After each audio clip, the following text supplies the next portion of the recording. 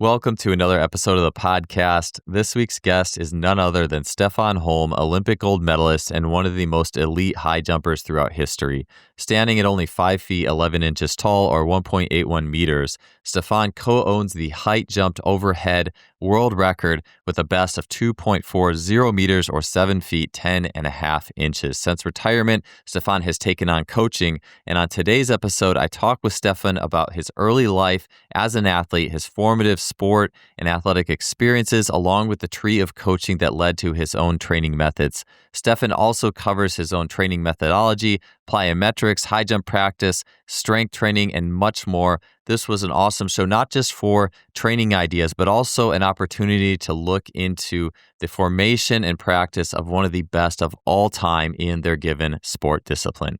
Let's get on to the episode with Stefan Holm. Stefan, thank you for joining me for the show. I've been looking forward to this interview for really a long time, but I was really excited when Henrik could make that connection. Thank you for being here today. Thank you for having me. Yeah, so, one of there's that video series of you and Donald Thomas, like that I think a German TV company did.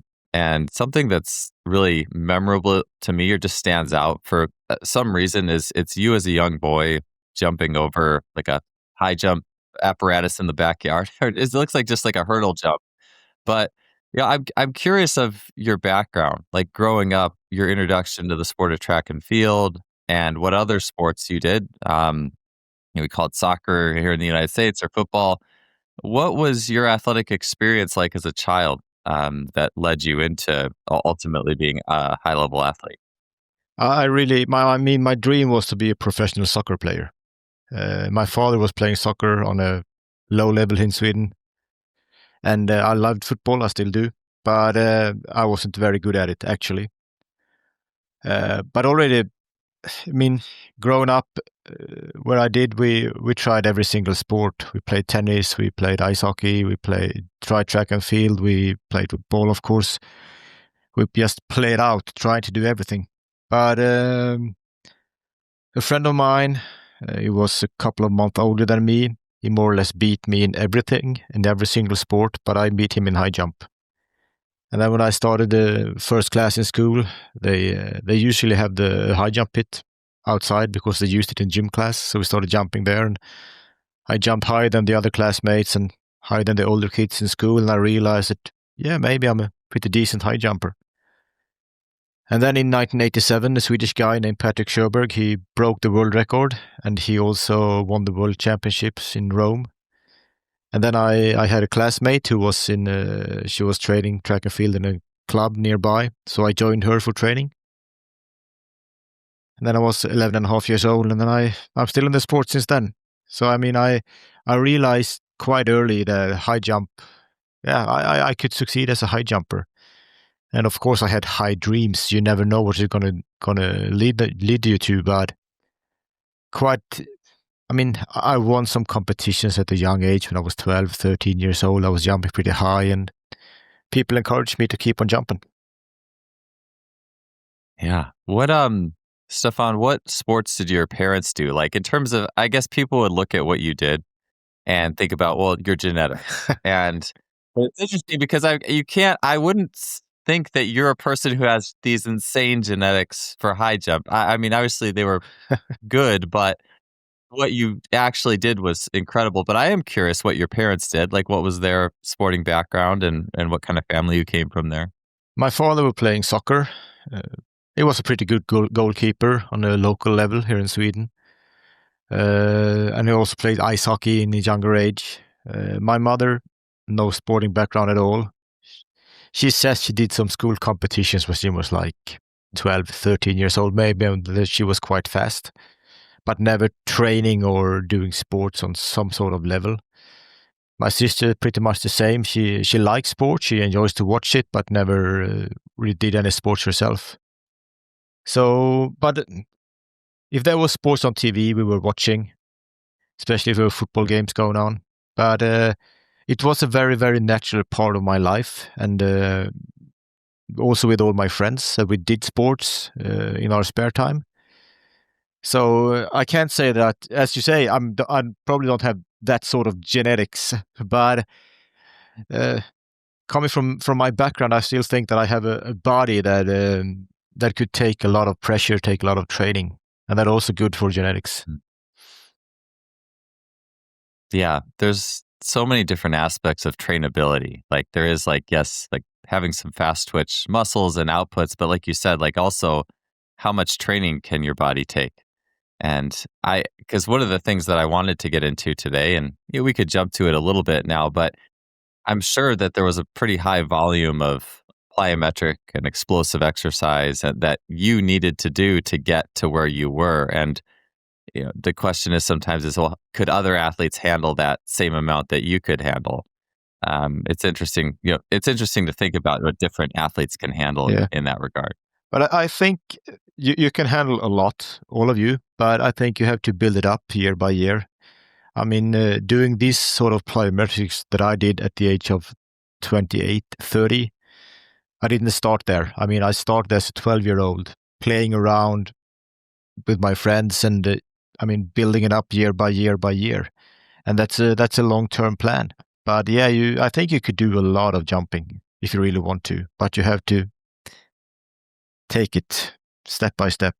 You can't eat the entire elephant in one chew. You have to chew it in small bits. Yeah. The ice hockey, it makes perfect sense being in a northern country and in Sweden. It makes me think about there was a podcast guest I have who's the founder of Sports Science Lab who grew up in Canada, and he credited ice hockey to a lot of his athleticism. But I think he had to do figure skating. So he's like doing like a full like pistol squat on a single leg, skating across the whole ice and that kind of thing. But for those of us who maybe are in more southern countries, I think there's a little bit of an underrated element of also being on skates. Because I guess you think about like the foot and you're on this blade and there's just so many, different ways that we can train and move the body. So it's interesting to hear of all the different, all your sporting background before you specialized in high jump there. Yeah, but I think as a kid, you should try out all kinds of sport. Just go to a park and have some fun. See what you can do. Yeah, with your development as well and having fun. One of the things I see in a lot of your training videos with your groups is it seems like there's a lot of times taken to have fun or not take yourself quite so seriously, which I'm sure is probably a nice like pressure valve release in so many cases. And I did want to ask you about that, but one of the things that I've seen a video, it was Simon Hunt who posted it, was you were doing like 6 different types of jumps. Like you did the straddle jump and scissors and the California roll, which I had never heard of, and like a forward somersault over the bar. And tell me a little bit about like that fun or that diversity. Like, is there anything that brought up like the desire to explore all sorts of different types of jumps? Because I hadn't seen in a lot of high jumpers, I don't see that. Like, I don't see that like, hey, let's explore this all these different ways and have fun with the different ways we can jump. Well, I started jumping for fun together with my best friend on his backyard when we were like 6 or 7 years old. And we had to do the scissor kick because we didn't have a mat to land on. We had to land on our feet. So we did a lot of scissor kick from the beginning and also trying out this like straddle and trying to find new ways to jump over the bar just for fun. We did that already when we were like 6, 7, 8 years old. And then when I became a professional high jumper, I mean, it was still there. It was fun to try to pass the bar in different ways. And I also think it's important for 2 reasons. First of all, it's important to know the history of your sport. It's important to know how have high jump developed over the years? How did they jump 30 years ago, 50 years ago, 100 years ago? You could try that out because if they could do 2 meters with a straddle in 1930s, you could probably do it now if you really try to. And also, I think it's important to control your body, to find different ways to jump. It's fun, but it's also good training. Yeah, I watch some of the just watching your technique, and I mean, it's so it's just so clean and technically you're so good. And I think so often and of course there's so many technical drills and those types of things. But I can't help but think of what technique comes from, yeah, like you said, that exploration as a young child, and just how that can also help make that learning easier later on. And is that something that with the jumpers, like I know you work with younger jumpers, and like you said, you did that when you were even like 6 and 8 and younger, but even people who are 12, 13, 15, or 16, do you spend a lot of time doing still different types of high jumping for those younger groups? We always do the scissor kick as a warm up because I think it's a good way to warm up for the Fosbury flop because it's the same kind of approach, the same kind of takeoff, but it's usually a little lighter on your feet, so to say. It's not that much pressure. But I also like to, trying to get them to play around a little bit. But Yeah. sometimes it's hard because they always want to jump higher and higher and higher, and they want to do the Fosbury flop. But we of course, we're working with the short approach and stuff like that, and different kind of technical exercises. But the thing is, for me, high jump came very, very naturally. I never had to work very much on my own technique, so it's that makes it hard for me to understand technical issues for other jumpers in a way. Because for me, just relax and let it happen. Come on, how hard could it be? So I have learned a lot over the past 10 years being a coach. Because I used to say that people invent new problems because there are things that I have never, ever experienced myself. But I think that's also good. It's a good part of being a coach. You get to learn new stuff all the time. Yeah. Yeah, they say that is that many of the elite athletes, the highest level, they're the ones who, like you said, so often it just comes so naturally to them. And then we'll even see it with commentators on TV who were a high level athlete or high level track athlete, and they're trying to talk about someone's form. And it's clear they actually never had to go through that technical, like kind of really getting into it to have to understand it. It came so natural to them. So it's interesting that, well, to hear you say that, and then you also have that awareness that yes, it just came easy to me, and now you're in the mix of, and it's the same with myself. I grew up playing basketball and just trying to do all the different dunks in basketball, and that was my jumping bit, like literacy, I guess you could say, or just always trying to jump up the staircase. I remember when I was probably like 13 or 14, there was a staircase at my school, and I would just get a running start and see how many stairs I could get, and always try to push myself to get another stair or try to jump and touch the highest beam on the ceiling. And then there was a few issues initially, and I had to just teach myself. I actually didn't really have a coach, but it was always so instinctive for me that when it came time to coach, I mean, I don't know. It's been a learning process the whole time for sure. Like going from that element myself to actually like having to get into it and then digging into different athletes and where there's missing links where you did it and it just came together. Why does this athlete not get this step, and how can I go into that and help them to achieve it? Exactly. I mean, sometimes I wish that I have known 20 years ago what I know today. But on the other hand, maybe I would have complicated things very, very much for myself if I did.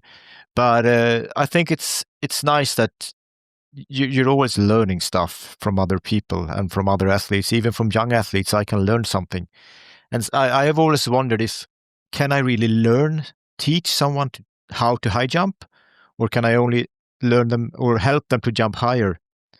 But I had a young girl from a school a couple of years ago, and she really wanted to high jump, and she couldn't. She took off with both her feet. She was running from the wrong side, taking off from the wrong foot, and everything. But suddenly, we worked it out, and in the end, she could do high jump with the right foot from the right side, and at least I could teach her. So that was also good for me to know. Yeah, I had come to that thought myself, especially earlier in my coaching years, just with that idea of you improve the physical capacities. I know my first coaching job, that was what I really hung my hat on was, hey, we're getting stronger, we're doing good plyometrics, we're getting faster, and it's showing up in their jump heights. And it's definitely been later in my career that I've appreciated a lot of the more technical pieces of it all. And I also, the more the more I watch like European approaches to the field events, to the jumps and the technical pieces there, the more I appreciate it more the older I get, just because it's so good relative to a lot of the stuff. Not that there's not great jump coaches over here, but on average, there's just I think there's a generally greater mastery of those things. And I wanted to ask specifically with Sweden, the coaching tree of high jump and track and field in Sweden. You mentioned Patrick Soberg, and that had to be so inspiring as you were young. But there's a trainer. His name was, I'm going to butcher his last name, and I totally apologize to everyone in Sweden who's listening. But it was Vilho like Nuasin or something like that. And I remember when I was in my first coaching job at age 25, I was looking at Yannick Trigaro's, like he posted some of his workouts on the internet, and I knew he had been inspired by Vilho's work. And I was trying to translate them. The translation was not like it is today where you just get AI and scan it all. But I was trying to like go through these workouts and try to see what these did. Like, the theme is like Skrika or whatever. Like, what is that? And going through the exercises and trying to figure them out. So I'm very curious about his training concepts, or the history of his training concepts, and what that general philosophy is. Like, did you train with those concepts? I think your dad trained you, but were those concepts at play in that training? And tell me a little bit about the history of high jump training in Sweden and impacted your training as an athlete.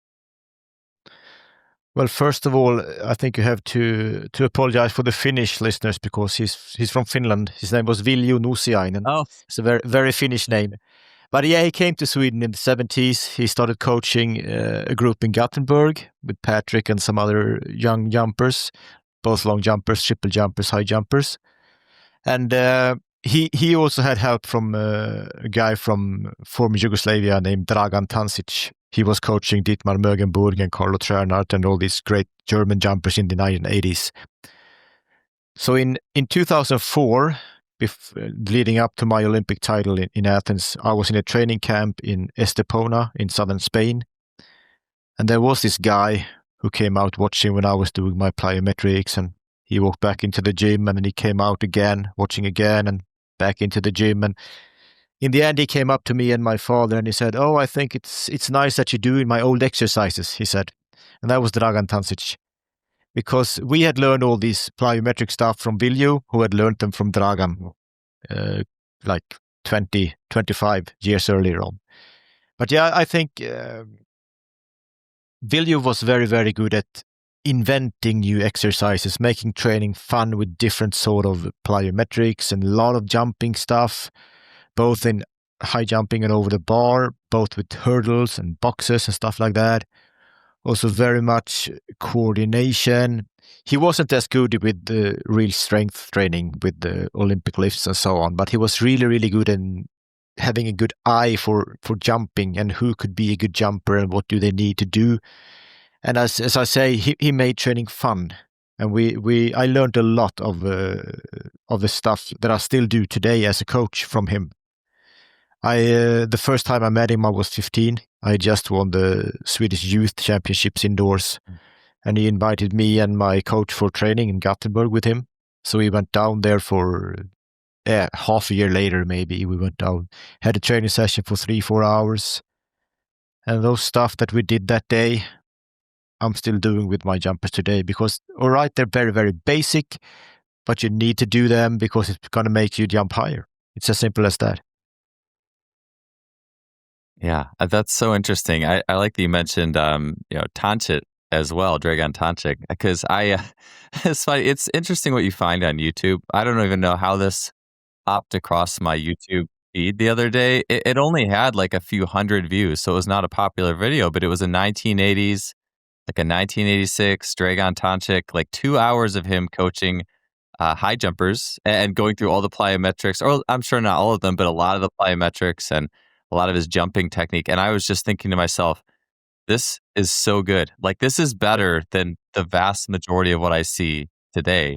And I think that probably speaks to it. Like, you're still doing and using those methods today. And it's interesting how we And it's almost like people, I mean, it's great to be creative, but I feel like so often we've lost some of the spirit of just how good some of that stuff was. And Yeah. it was also pretty simple. It just seemed like a lot of, like some of the things that I really appreciate that I don't see would just be like you're hopping on one leg and then there's a hurdle, you jump over the hurdle and you continue hopping on one leg and there's another hurdle and you can just keep playing with that and working with that and building it up over time. And it's the simplest thing, but it's I don't know, it's just also really and then integrated perhaps even more than that is how he integrated that into the high jump approach. So it's not just do plyometrics on the side and then that's that. I mean, and that's great, but he would also have people doing bounding into high jump, single leg hopping into high jump. And I just think it was, yeah, it was really, to me, that was just such good training. And that was a 2-hour video. I definitely didn't get that much work done that day because I was just watching. It was, yeah, I'll have to put it in the show notes of this. But yeah, that's so you mentioned the strength piece though, and I do want to go back to the plyometrics. I probably said that too many times so far. I want to go back to this. The strength piece, that was an early question I had for you because I believe you didn't start like getting into strength training seriously, from what I've heard, until later in your career. And tell me a little bit about how that worked, because people will talk and coaches will talk about, well, don't strength train until this point and build just general good technique and the elasticity and the speed, and then do the strength at this point.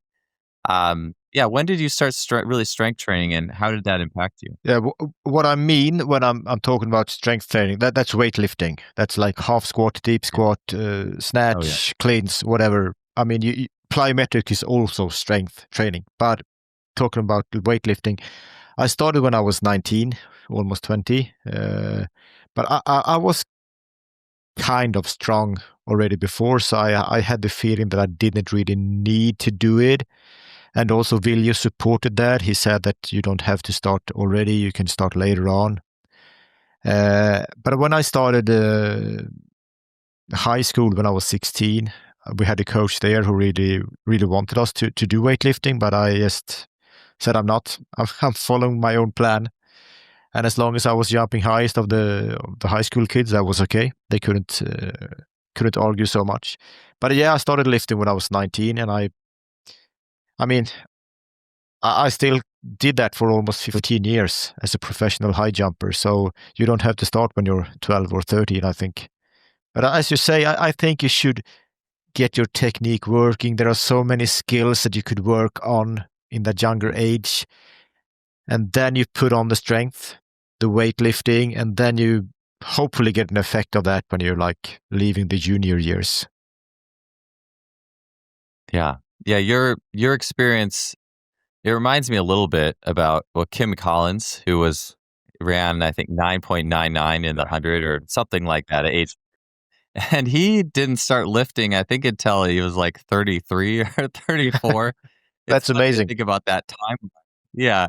But I think it did. I think it was a factor that pushed him from like 10.1 or 10.05 or whatever he was at, 10.01, to just, dipping under later. But for you, did it give you, I mean, obviously at that 18 to 20 to 25, you're still going to be on the way up. But do you feel like that was something that gave your system a boost from where it was? Yeah, I think so. I jumped to 21 at the age of 19, to 18 the year before, to 14 the year before that. So, I mean, I increased a few centimeters each year. But then starting lifting in the fall of 1995 when I was 19, 1.5 years later, I jumped to 30 for the first time. So I think that when I get used to it, the first 6-7 months, that was rough because I got muscles that I couldn't control. I got so much stronger and slower and just felt heavy and everything. But after, 6, 7, 8 months, but I could get control of everything, then I really think that it helped me to jump higher and also to get stable on higher heights. I could do them more often. Yeah, I agree. My experience was definitely similar when I started like really substantially strength training. The consistency got, so after that initial period, like you said, the consistency got a lot better. Before that, you said you obviously were doing a lot of plyometric exercises before that point when you started the Olympic lifting and the heavier work. Were you doing, I'd imagine you were doing like body weight training or lighter, more remedial exercises at that, along with the plyometrics up until then? Yeah. I mean, you do this sort of circular training. You're doing the sit-ups, the push-ups, the whatever you call it in English. You know what I mean? So Yeah, that kind of stuff. yeah, Yeah, general strength. yeah, and Yeah, also bounding, standing 5 steps, standing 10 steps. Of course, a lot of exercise drills with the hurdles and stuff like that. But yeah, and high jumping, a lot of high jumping, everything, all the time. yeah, yeah. What kind of volumes were you doing throughout your career? Like younger years, like how often a week versus once you were jumping higher and you had more explosive capacity? What was the type of volume that you were doing just for actual high jump training? I would usually high jumping twice a week during training seasons. I mean, during the competitive season, I wasn't jump. I was probably jumping once a week, and then competition, so still twice a week, but once Yeah. in training. And when it comes to number of jumps, I mean, I could probably do 40 or 50 jumps from full approach in training. Mhm. If I really, really, really wanted to jump a certain height, I jumped until I cleared it, for good and for bad. Yeah. Yeah. There's definitely both sides of that without question. I think about that a lot is that idea of only doing so many jumps that you're going to feel good like in a few days, like you don't like Tony Holler says burn the steak, like but then again there's having driven athletes. I think that's something I consider a lot when I have a really driven athlete who will get really irritated when Yeah. they don't clear that bar on the day. But I mean, There's that. if there's a competition in 3 days coming up, then you shouldn't do 50 jumps in Yeah. training. But if they're on a competition for 2-3 weeks, keep on going then if you really want to. Yeah. Yeah, in terms of the plyometric volume of what you did, you mentioned early in the show about just building that up slowly over time. And that's one of those things that I think a lot of people, I know myself, I watched that documentary with yourself and Donald Thomas, and I actually jumped against Donald like 20 years ago, just when he first started, and he had no idea he was sitting over the bar, but he still beat me. Yeah. um, And he's still that around. was a good memory. Yeah, his longevity is amazing. I'm it is. blown away by that. Yeah, So am I. I mean, blown away. he came out of nowhere in the 2006, 2007 seasons, and I mean, he's still around. Yeah, yeah. It is interesting too. I wonder. Sometimes I wonder as well. Maybe this is a different conversation, but like how long you can sustain your ability if you are naturally built to do the event, like your body, your frame, your tendons. Part of me versus if you had to train like a madman to get where you were, how long can you sustain that? I'm not saying Donald doesn't, I'm sure he trains hard, but I think about like how long we can keep up what we have based on how easy our body just lets us do it, if that makes sense to you. Yeah, I mean, that's an interesting discussion, definitely. For me, I retired at the age of 32, and then I've been a world-class high jumper doing 230 plus for 12 consecutive seasons. But I was mentally soaked out. I felt that I'm done. I know that I physically could have been around maybe for one more Olympics, maybe for London 2012, but not on that high level and not in every single competition anymore. So I just felt that I'm done. Yeah. Yeah. Yeah, the mental amount, like you said, like taking 40 full approach jumps in practice and being at that high of a level that you achieve for yourself based on what your genetics were and how high you and far you took that. It definitely makes, especially with high jump too. I feel like compared to where you always have 3 misses at the end of the day, you always have a bar you couldn't clear. There is something about that, I think, that versus maybe like throwing the shot put or the discus or other events, I do think there's something to it that there's just so much mental, and even watching you, I'll bring this up before we go on to the plyometric question, but I would often see you doing a lot of like facial gestures prior to your jumps, like, things with your tongue.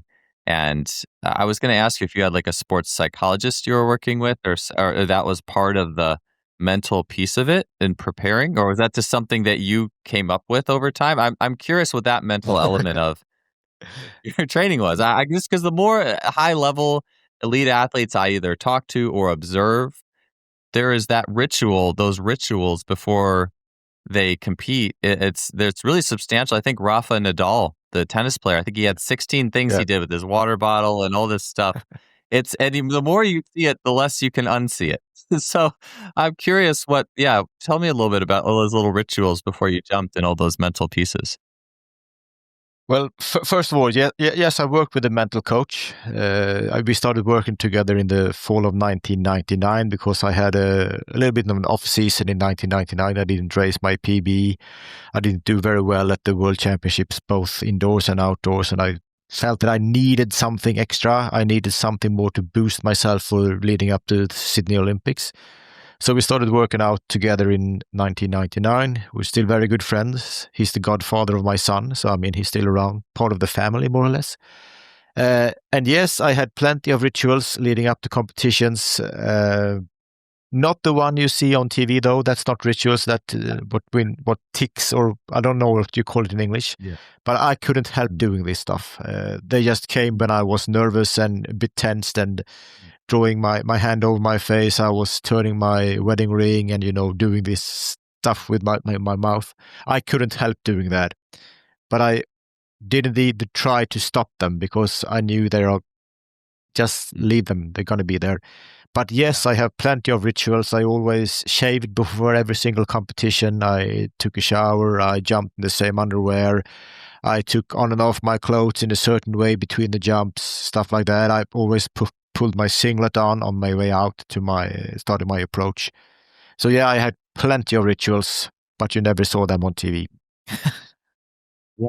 I'm glad you mentioned that because I thought what I saw, I was trying to put together based on what the way my brain, processes it. So I'm glad it's so interesting to hear about what you don't see. And I had no idea with exactly what was going on with those. So I appreciate the clarification, but it does confirm, like to do things at a high level, there is so many pieces that behind it and rituals behind, and that's something I'm trying to become more aware of, even in just how I tend to do things.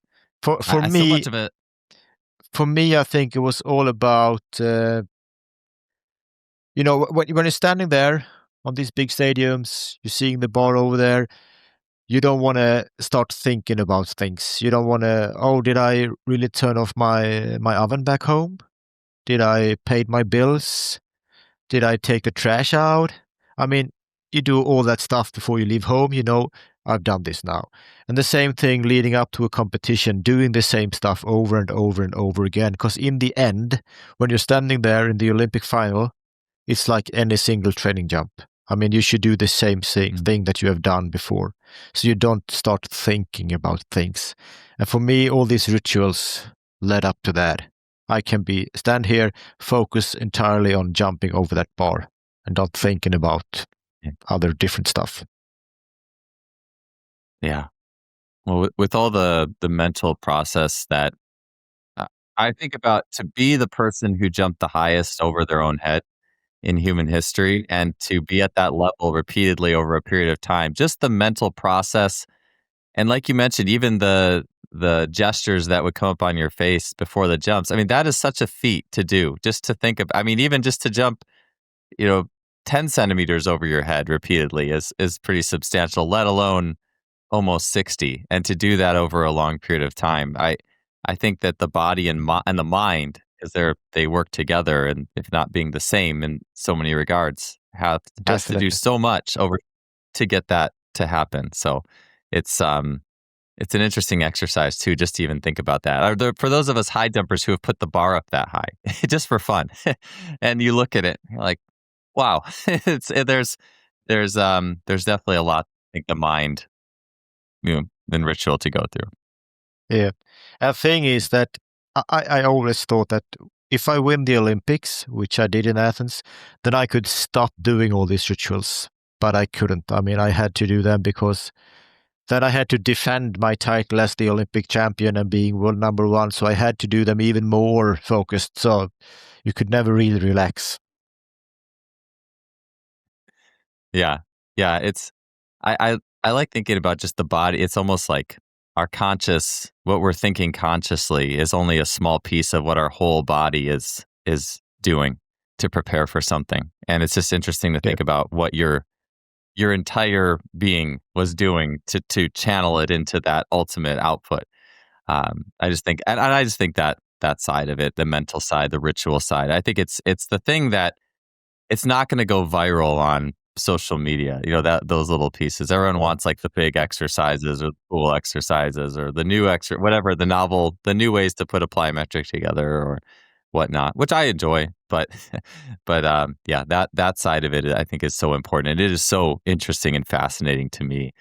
So plyometrics though. So this is something I think going back to that doc, I think they talked about just how like your Achilles tendon and was so hard to like stretch, like compared to the person off the street. Like your Achilles took, I think according to the documentary, like 4 times more force to deform and stretch. And so, in addition to high jumping and just that obsessive nature, like the plyometrics, I'm sure, and all the things anyone who's watching this, I'll post the Tancic video in the show notes, which has so much good stuff. But tell me a little bit about the jumping and the plyometric process that led you to your ability to deflect yourself off the ground like a superhuman. I mean, it was, how does one slowly build up to that over time? Tell me a little bit about that process. Well, whatever everybody sees is these viral clips, me jumping over like 170 hurdles or 150 hurdles or whatever there are. But I mean, I started off on the usual lower hurdles. That's 107, their tops. And I was doing plenty of jumps as a kid and as a youth jumper, as a junior. I didn't buy these high hurdles until I was 24. So before that, I had to jump on these 107s. And in the end of the day, that got kind of boring. So we found these higher ones, and then I could start jumping higher and higher. But then I had put a very, very stable ground with a lot of jumping. I never, these years, I didn't count how many jumps I did in every single training, but I did a lot, of course. And also, we come back to genetics. I think my father comes from working class. My mother's family, they were farmers from generations back. So, I mean, in a way, there are genetics, strong genetics as well. But yeah, I was surprised in the documentary as well. It's actually a Japanese documentary. They did that before the Beijing Olympics. Oh, yeah. The miracle of the human body. But yeah, but the thing is that my Achilles, they were hurting a lot. So I never thought that it was that strong. But if I had known that before, maybe I wouldn't be so worried to pull my Achilles. Yeah, I think I wonder how many high jumpers like to get that much output out of your Achilles. I mean, it's almost like a razor line you walk between, feeling healthy. There's so much force going through them. Yeah. That's the thing that your body almost lives and dies by in a way. And I've been there a lot myself. I think I was just thinking about my mind was going to Sotomayor, the world record holder, and just straight height jump, and his mental thing was always interesting. I watched the mental thing. He had a little different process, but I think he had to retire because of Achilles issues or pain or something like that. It's just that if you can load that spring so heavily, it seems like it's something that is just it's to be extreme on such a level. The Achilles is definitely going to have to take its fair share of load for sure. Yeah, one of my younger kids asked me a couple of weeks ago, did you ever have pain when you were jumping? Yeah, I mean, there was constant pain. But you have to learn to understand what is an injury and what is just regular pain. You have to find the difference there. Yeah, I agree. And I think that's definitely one of the things you learn over time, and especially as a high level athlete. With the home hurdles, so that, like you said, people will see you jumping over those like there was, I think they were like 180 or something. I mean, it was clearly however tall your head was about how high these hurdles were. And you would take 3 steps and jump off one leg and then land in Yep. 3 steps. And so you said on the 1 meter 07s. Yep. But what was the volume like of like that, like jumps that weren't high jump? So you had high jump, but then like the home hurdle jumps and the plyometrics, relative, did you do a lot of more like remedial stuff to prepare your tendons, or was it just a lot of high jumping, or about an equal amount of both? I mean, I had a session when I was jumping over hurdles, different kind of exercises, around 200 jumps in a session. I also did some bounding, 60 meters, 24 times, 12 left, 60 right, and left, right, 24. left, right, and yeah, and then 6 times on your left leg, 6 times on your right leg. That was a very, very fun morning, actually. So I did a lot of jumping. I did, but I mean the Holm hurdles, they sort of evolved over time. I mean that's a regular exercise. You're taking off on your, in my case, left leg. You're landing on your right leg, taking 3 strides. So, but what I did, I heightened the hurdles, and that was fun. It was also for me. It was also a form check, like 2-3 days before a competition. If I can jump this high in training on these hurdles and get the right feeling for it, then I know that I'm in good shape. So I never really tried to maximize them. I did like 170 maybe, but I've never really tried to go as high as possible. For me, it was more about a feeling. I want to, and that is what I try to learn these kids that I'm coaching today. I mean, you're taking off, and then you want to stay in the air as long as possible. You fulfill your motions and just stay up there. And if you stay up there forever, it's good. Then we're going to pull you down again. But no one has succeeded yet. So it was more about that. I mean, trying to get a nice feeling for flying, not jumping as high as possible. Weighted vests have been around forever in physical training, but wearable resistance has been upgraded with Lila Exogen wearable resistance training gear. It features microweights that you strap to the body, and it feels like a second skin. The potentiation and the specific strength you get from it is second to none, and so many elite coaches and athletes are making use of this training technology. To check out Exogen, head to lilateam.com. That's lilateam.com, and you can use the code JustFly2025. That's JustFly2025 for 25% off your order. Today's podcast is also sponsored by Hammer Strength.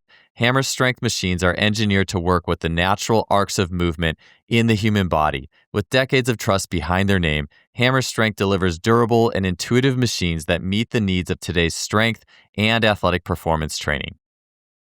Yeah, that's interesting how you put it that way, feeling for flying and not jumping as high as possible. It seems to me like flying is a word, and I'm sure, versus English versus Swedish, but like flying is a word that makes it feel kind of effortless and joyful. Yeah. It's almost like the fun part of why you started doing it versus on the other hand, hey, high jump competition, you got to get over that bar versus maybe, okay, I just had the feeling of flying and it's just that, and there's not necessarily the output, and I have to jump this bar, I have to jump that bar.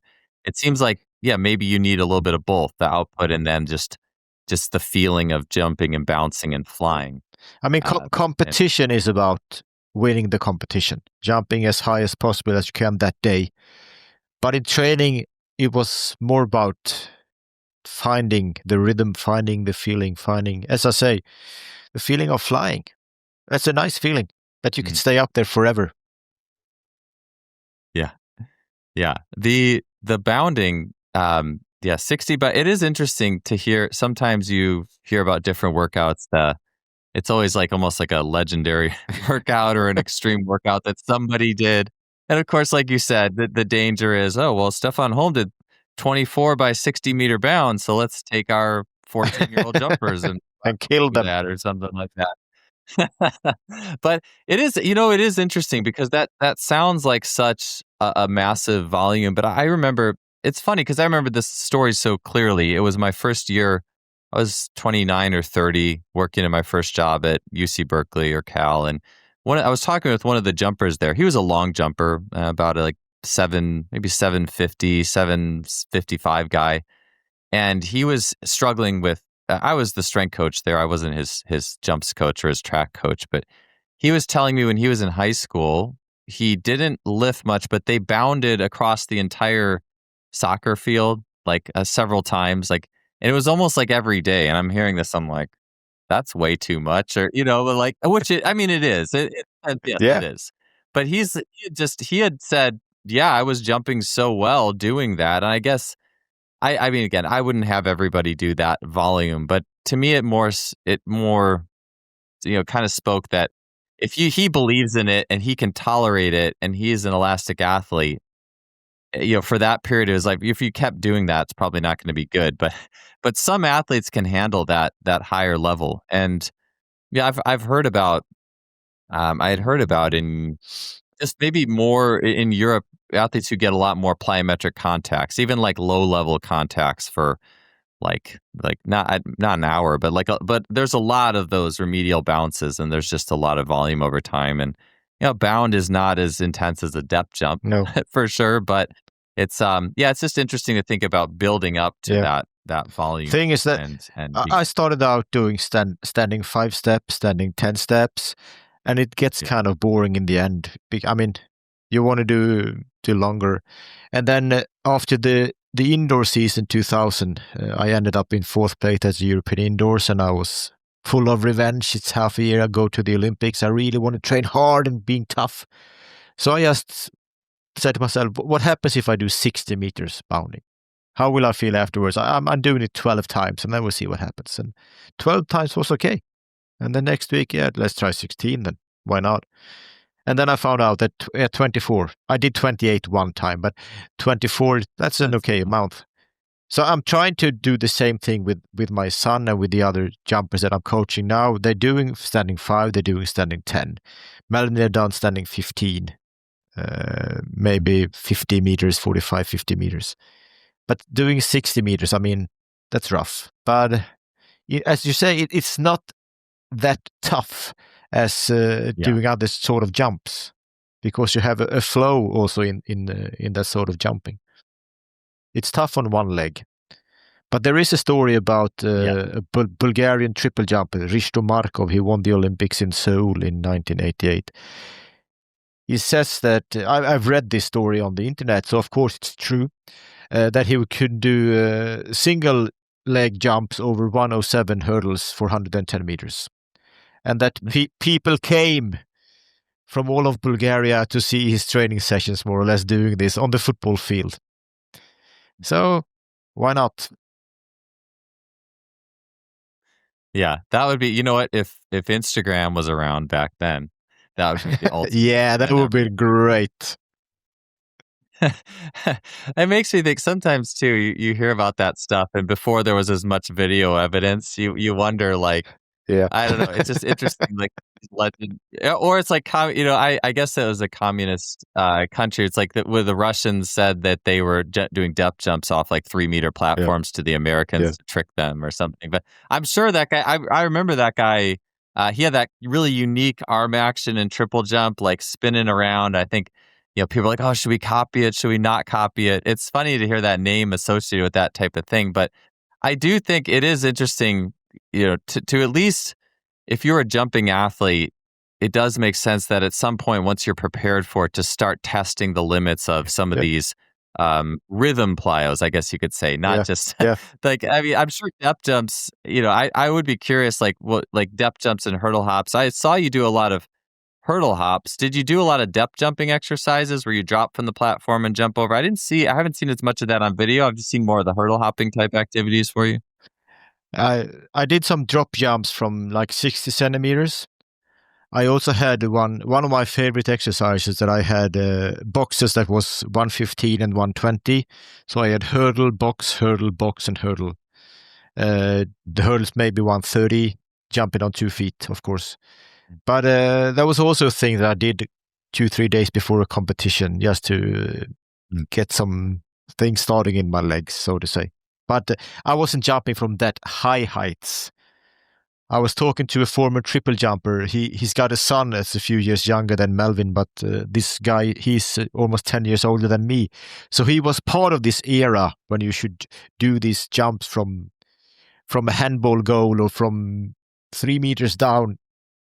And I mean, it killed them. They killed the knees. Yeah. Yeah, it's the definitely how high you can get up for high jumps for those depth jumps. There's that, I don't know if you've seen that Japanese high jumper who dropped off like almost a 2-meter box. I think it was 180. Yeah. And he did a depth jump. He did a little bounce out of it. I was pretty amazed. I think it was a guy who was like a 230 high jumper or something like that. Yeah. Those guys are really light too. I wonder if they can tolerate it a little bit better. But I don't see that done often by most. Maybe Christo Markov was doing it. Yeah, but I can't see the use of it either. I mean, yeah, what's the point of jumping from that sort of height down in the ground? But yeah, there's a story about the Swedish hammer thrower in the 80s. He was said to jump from the rim of a handball goal, that's 2 meters, with the weights on his back. And then he got to the doctor because his knees hurted. And he explained to the doctor what he had done, and the doctor said, it's not the knees that's the problem, it's your head. Because, I mean, that's a crazy exercise to do. Yeah. Yeah, that once you get to a certain height, and that was, I know when I was younger, I would always think about like trying to get on the higher boxes. The funny thing is I never pushed, even when I was a coach in my 20s, I never had my athletes do what I did. I think I was a little, because I was jumping off of, when at my best high jumping, I was jumping off of maybe like 1m10, 1m20 or something like that. Anything above that would have felt crazy. But the highest I had my athletes do is maybe like 70 centimeters or something. Yeah. It just didn't feel right to make them do that. I don't know. I think it was more experimentation on my own part to say, all right, well, how high can I get this box and have it still feel okay? Anything above 1m10, I like, this really doesn't feel okay anymore. So yeah, the extremes of it are certainly interesting. So plyometrics, and I've been getting through a lot of the training here. So in terms of rhythm was something I wanted to ask you about. And you mentioned with the hurdles and the rhythm and like kind of the feeling, the feeling of flying. Yep. I think this was again, I mentioned Simon Hunt because I know he had done a few like plyometric pieces with you or gone to some workshops I think that you had done. But there was a lot of like rhythm that came out of it and thoughts on, even in the weight room. Tell me a little bit about the role of like rhythm. Do you ever do anything with music and movement or plyometrics, or how do you look at the rhythm of athletic movement and jumping in the way you approach training? The thing is that I can't clap rhythmically. I mean, to music, totally done. My ex-wife just laughed at me when I was trying. She said I was totally wrong. But doing high jumping, and I like to jump to music as long as it's the right BPM, because otherwise you're running too fast or too slow. I like to do this sort of little bit sort of rhythm work in the gym with the light weights and stuff like that. But I think it's coming down that you have to control your body. You have to know what you're doing and how you should do stuff. And high jump is a lot about rhythm because you have to do the same thing over and over and over again. You can't try to run that much faster because the bar is a little bit higher now. You can't try to push it even harder. You have to do the same thing. You should do the same thing at 190 as you do on 220. But so yes, I think rhythm is important in the sense of knowing your body and knowing how to do things and doing the same thing over and over and over again. Yeah. Yeah, I would see some different like takeoff exercises that you would do with like different like single leg jumps into the jump. But looking at your approach, it was a little bit where some guys come in and they kind of run, and they got a few bounds. It's like you got this little rhythm, the boundy rhythm, and then run again. Yours seemed like it was a little more just like a little more simple, simple structure, if that makes sense. Like a little less of that, like the big rhythmic changes, if that makes sense. I was curious if that you think that might play into it, or if you just like that more just straight sprint style, or for your body, maybe that's just that speed. That's how you got it. I'm curious with Any thoughts on rhythm and your approach in that regards? I think I've tried different ways of running over the years, running faster from the beginning, or as you say, doing these higher strides and more relaxed. But I ended up doing the way I did it with a rolling start to start with, and also trying to accelerate from more or less each stride I did, especially accelerate through the curve over the last 3-4 strides. And being a pretty short high jumper, I know that I have to run fast, and then I have to build up that speed, because the important thing is how fast you run during takeoff, not how fast you run 10 or 15 meters before the bar. It's a thing that you have to accelerate through the curve, and you have to reach your highest speed when you plant your takeoff foot in the ground. So for me, I think I just worked that out over the years. This is the way I should do it. I tried to run like Sotomayor, I couldn't. I tried to run like Patrick Sjöberg, I couldn't do that either. Then I saw a Romanian guy named Sorin Matei, and that was my role model. I think I tried to jump as Charles Austin as well, but I couldn't do that. Yeah, Sorin was short, Charles Austin was short, Hollis Conway was short, but both Hollis and Charles, they were more bouncy in their approach. I love that. I mean, it looks great, but I couldn't jump like that. So I had to run faster from the beginning and through my entire run up. Yeah. I just love paying attention. It's almost like someone's signature, like, your rhythm or your approach. It almost becomes your signature a little bit. And it's, Hollis and Charles were about 1.83 or 85 or something tall. I think, those guys weren't but they were so bouncy, both of them. Oh, yeah. Yeah. It's so crazy to watch that. And just and back in the 1990s too, and just those guys jumping so high. I love the history piece of it all there. With the bounding, it got me thinking, on the level of training. Did you do any other events, like substantially, especially when you were younger? Because I think someone would look at someone who did, okay, you did this in high jump and you reached this super high level and so specialized. But what was your second best? I mean, long jump, I'd imagine, second best event, or anything else that you like doing? Quiz games is actually my second best sport. But besides that, I would say long jump. I jumped 7.18. I could maybe jump around 7.50 if I tried for it, but I never really competed in long jump. Then I would say probably high hurdles, because I didn't respect the height of the hurdles. I could just run, but I wasn't very fast. So, but otherwise, I've been to this, superstar competitions or whatever they're called in TV and everything, and I suck. I mean, I could do high jump and I could do quiz shows, but no other sport actually. I was a lousy soccer player too. Quiz shows. I love Jeopardy. I had you might think this is funny. When I was doing the strength and conditioning for men's water polo at Cal, one day we had like a big big relay race with the team, and it broke it into 4 teams, and they just had to go throughout the whole gym and do different. It was kind of like an obstacle course. They had to do different challenges. They had to do different like physical challenges, but 2 of the stations were quiz stations. And they had to go to a head coach and answer questions about like the history of the program and stuff like that, and before they could go to the next station. So that was actually one of the more fun memories I had. I don't know if I put any other questions in there. I don't think I had like math problems in there or whatever, but it was fun. That was actually one of the more fun things about that whole thing, is you're doing all these physical things, but then you had to stop and you had to answer a quiz before you could get to the next part of it.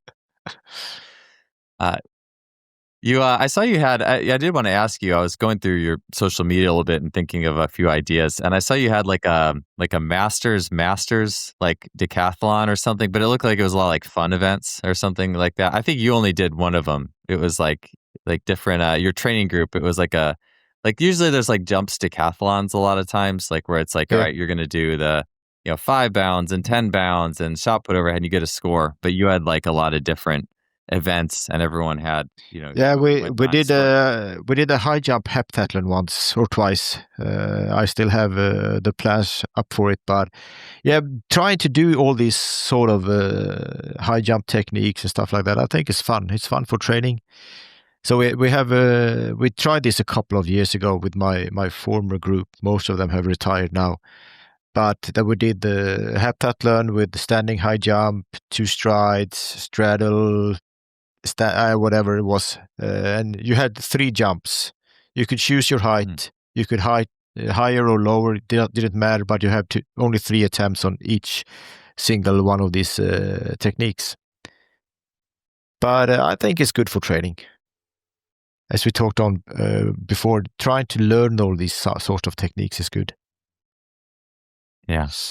Yeah. Athletes always appreciate like those. Anytime you can make kind of a special thing out of those competitions too, I think athletes appreciate that. So it lets coaches be creative. Like maybe that's where a lot of the creativity is at its best, with coming up with these little high jump competitions with the different categories. And so with the strength piece, I wanted to cap off some of the training elements here. And with people see you, I know I've seen the videos with you doing the lifting and like Olympic lifting and squatting and step ups. And I find it interesting because a lot of high jumpers, especially like some of the taller ones, you would probably only see them, not only, but a lot of it would be like half squats or quarter squats. And you're taking several, like well over 100 kilos to full depth. And so like doing very full range of motion, squatting in those activities. What was like some of the balance between the full range squatting and depth work versus like the more partial type activities, like less range? Well, for me, I think the deep squat was a very good exercise. I could handle it. Technically, I could do it well strength-wise as well. So I think it was very, very good for building up a good sort of ground strength to work from in the other exercises. So I did during my ground training part of the year, I did 6x6 deep squats. I did 6x6 half squats as well, 5x5 when it came to snatch and cleans and stuff like that. But I always liked the deep squats, and people questioned it because they say, "Oh, you're gonna hurt your knees. It's not good for you. It's gonna hurt your back." But since I could do it very well technically, I think I never had a problem with it. So I try to do it with most of my athletes today as well. Sophie Skog, who was in Olympic final in Rio 2016, she couldn't do a deep squat very well. But she could do the Bulgarian with one leg instead at the time.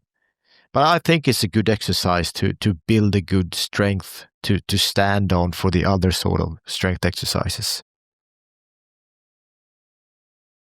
Yeah, that's something. It is interesting where people will see different variations and debate different variations. But for you, your ability to reverse forces in that takeoff and deflect yourself was, I mean, the amount of strength needed for that was, incredible. And it is interesting because your legs definitely look like they had a little bit more mass, than like maybe a length. Like, obviously all high jumpers are light, but your legs definitely look. It had a little bit more mass, slightly more than a lot of other jumpers. And I'm sure that full range was probably helpful in that regards.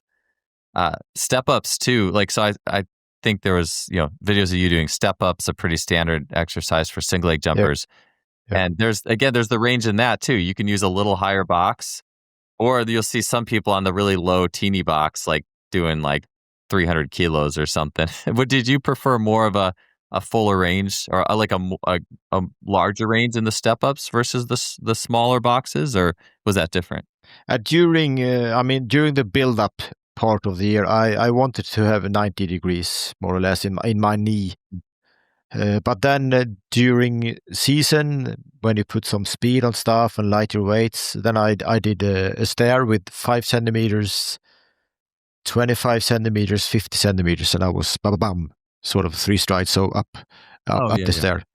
But that was only like 20, 40 kilos on my back, so that was like not very heavy lifting.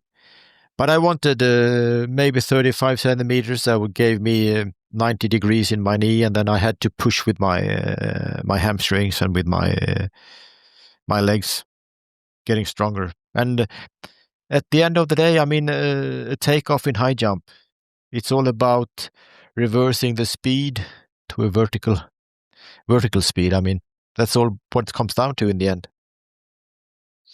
Yeah. Maybe with all the plyometric volume you were doing too, I think of this sometimes because the first time a coach told me about, oh, we do step ups with 200 kilos or more on this low box, I was thinking, well, wouldn't you just do like some single leg hurdle hops instead? Like, wouldn't, in terms of specificity, if you're talking that sharp leg angle, wouldn't it be just as well to do a plyometric and then if you're going to do the step up, maybe use more range? So maybe in some ways, you really contrasted all that very short range of motion plyometrics explosive with things that were just more range in the weight room because you've used, like you said, plyos are strength. You've crushed that strength or done a really, really built up that quarter squat strength through all your plyos in that way. So maybe do you feel like that it's just a contrast, like it's something that's just you're building just more of the muscle now and you're not worrying about some of the short range stuff like you get in the plyos?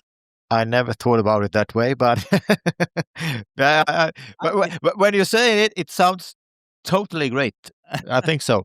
But yeah, for me, it was about I have to get stronger. I have to lift heavier weights in the weight room, and then I have to jump over higher hurdles in the plyometrics. Then I have to do longer in the standing 10 steps, and then in the end, if I do this better, all of it, then I'm going to do higher jumps in high jump. So as long as I get better physically, then I'm going to jump higher. That's what was it's all about. Yeah, you mentioned, yeah, for sure. It's everything is a little piece of building that pyramid of performance or that house. The last question I have for you, Stefan, is you mentioned your son, Melvin. And I'm curious how you mentioned you do a lot of the same plyometrics you did, like that came out of the Tanchik and Vilju.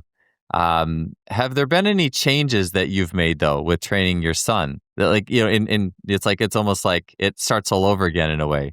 Is there anything or maybe in another way of phrasing it, what do you do the same, and what are you looking at differently in training him? Well, I do think that it's better to have quite few exercises and doing them very, very good than having a lot of different exercises and doing them half well. When I started coaching, it was the fall of 2014. I started coaching 2 girls here in Karlstad and also helping out Henrik, who you know. One of the first things that I told these girls is that if you want a lot of exercises and, trying out new things all the time, I'm definitely the wrong coach for you. Because I'm going to give you like 4 weightlifting exercises. I'm going to give you 5 plyometrics, and that's it. And then we're going to do this over and over and over again. So yes, Melvin is doing a lot of the stuff that I was doing, but I've also found new exercises for him because we have a different background. I mean, when I was 11, 12 years old, I had done all this football and ice skating and cross-country skiing and playing around with my friends, climbing trees, whatever we did in the 80s. And he never did that in the same way 30 years later. So he had a totally different background from me. And he never played any other sport. He wanted to do some high jumping for fun. And then when he was 12 years old, he started competing and he was jumping very, very well. So I had, of course, to do different stuff with him than I did myself. But in the end of the day, I mean, if you get stronger, if you can jump higher, over higher hurdles, doing better in the bounding, if you can sprint faster, then you're going to jump higher in high jump as well. So what I've come up to, I've been around this sport for many, many years now. I've talking to a lot of people, coaches, athletes. And I mean, we all do pretty much the same stuff. We do our weightliftings, we do our plyometrics, we do the sprints. And in the end of the day, you have to believe in what you're doing. You have to trust that sort of process. And if you don't do that, it doesn't matter what you're doing. I mean, you could do all the right stuff, But as long as you don't believe it, it doesn't matter. And you could do a lot of wrong stuff. But if you believe that is right for you, that it's going to work out in the end. Yeah. Yeah, it is. I'm glad you mentioned climbing trees because I feel like kids don't climb trees enough. No. But I 100% with believing in the program. I'm the longer I get in my coaching journey, the more I see that, and that becomes just such a part of my own awareness and field of vision. So that is so interesting that, with the background and we think about those of us who did grow up in the 80s, 1980s or the 1990s and how it's different for kids. And even too, think about how it's different for kids in different parts of the world. What are all the activities of, Scandinavia and versus Canada and kids in the United States or kids wherever you are? It's interesting to think about those, like the things that all those kids did in the 80s and 90s versus what it's become and how it is different. So it's certainly interesting to think about that and what that means for training. What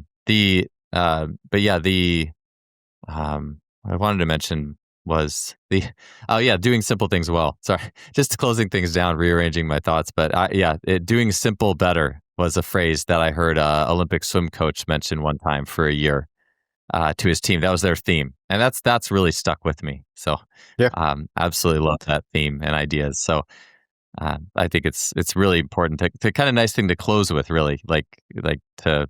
In terms of framing, lots of means and methods out there, but that concept I think is also not talked about that often. So I mean, things that worked out in the 80s are still working out now, training wise. I mean, you're still going to get stronger doing half squats. You're still going to jump higher doing those plyometrics. You don't have to complicate things too much.